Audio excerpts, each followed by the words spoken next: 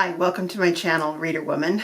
My name's Judy, and let's talk going back to college to finish your degree after 40 years. I was really lucky when I was young because I came of age in the state of California in the late 70s. And if you had a good GPA, you could qualify for a state scholarship to any school in California.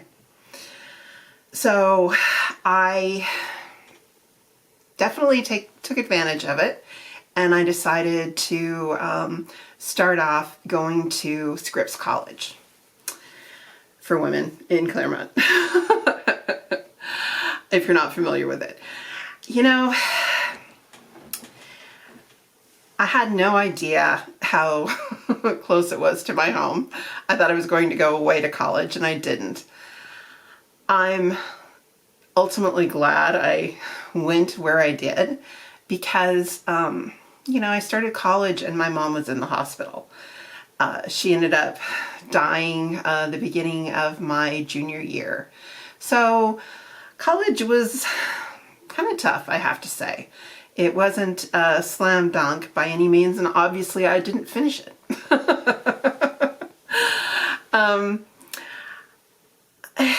But it was a great experience. I lived on campus, and I worked at two of the great libraries there, Honnold Library, and then also Grace Scripps Library, which is a beautiful, beautiful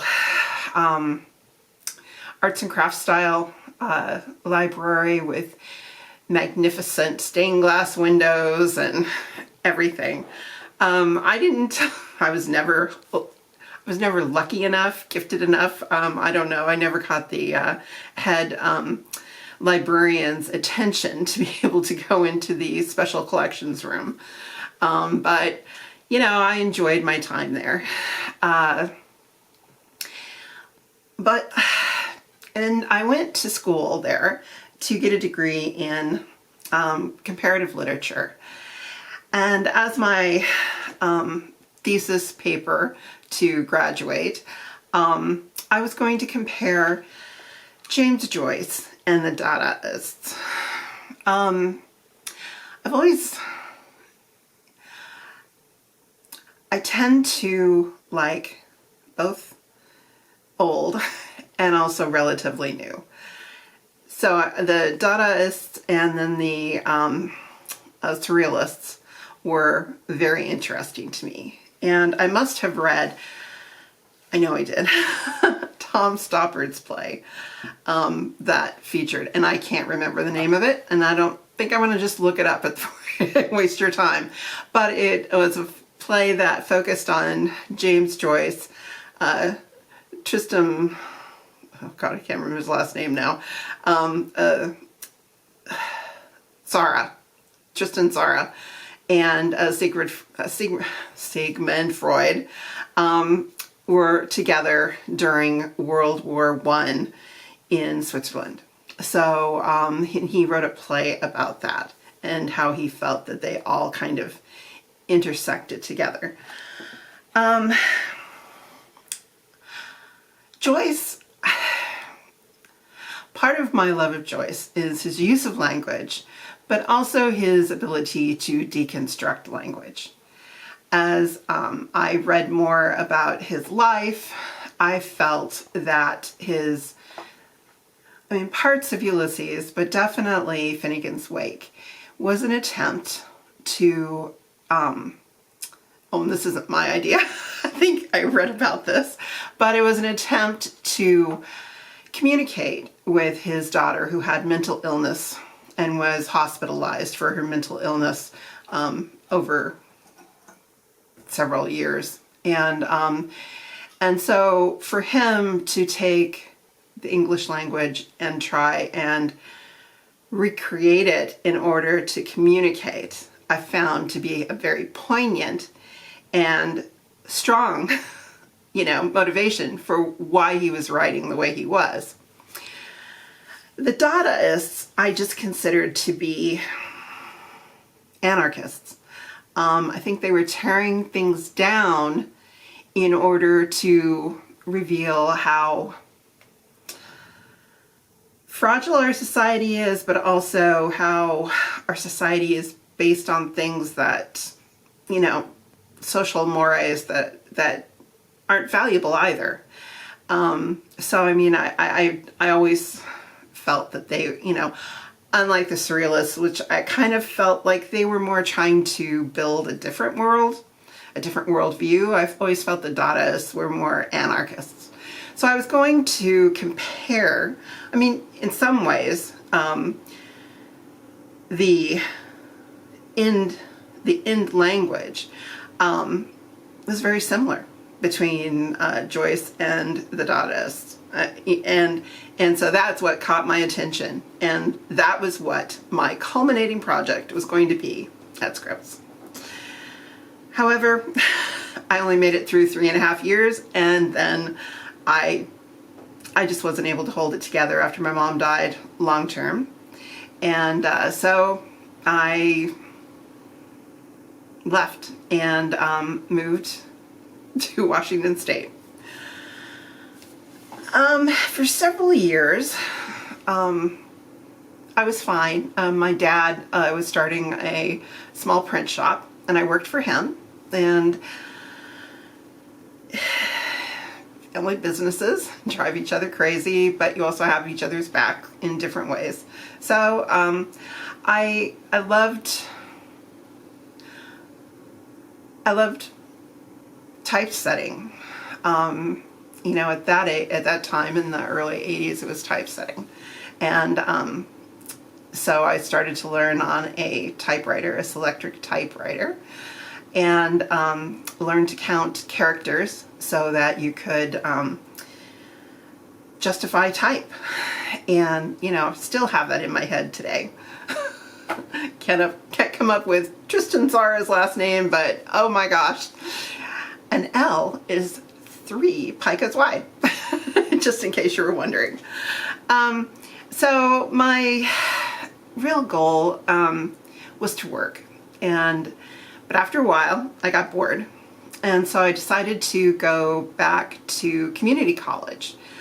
Here in Bellingham, we had, at the time, a very crappy community college.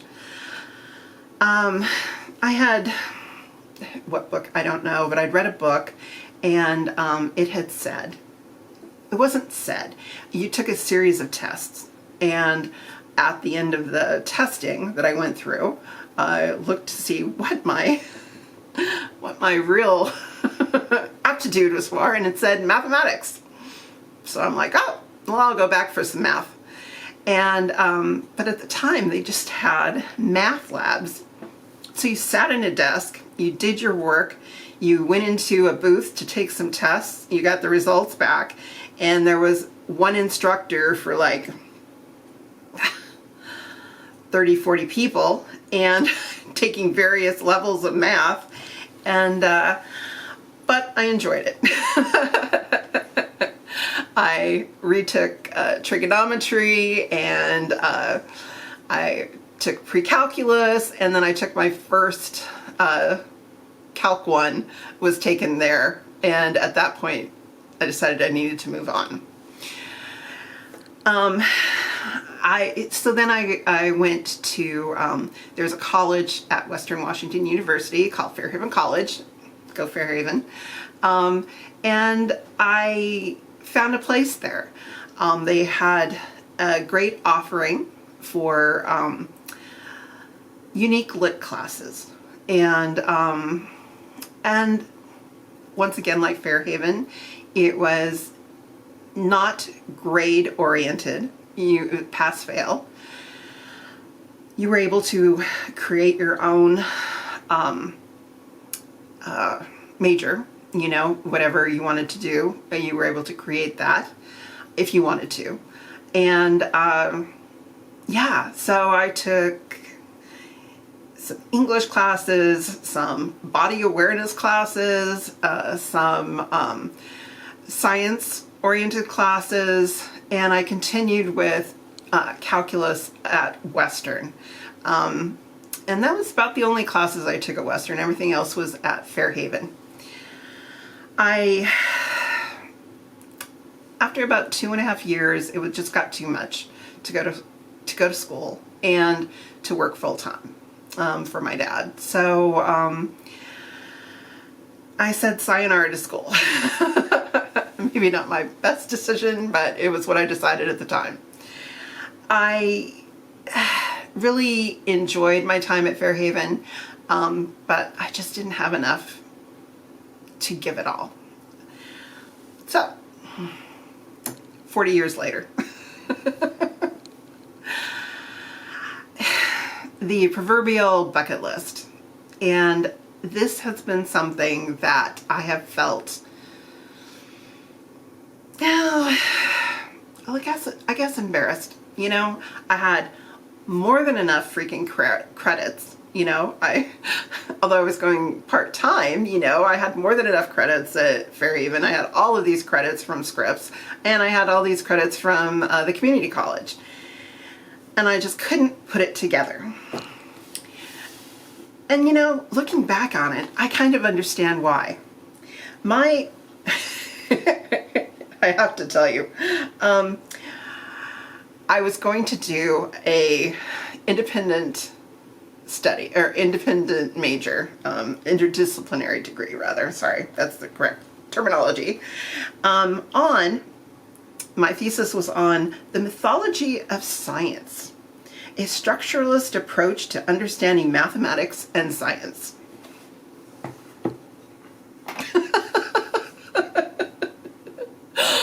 I don't know what the heck I was thinking.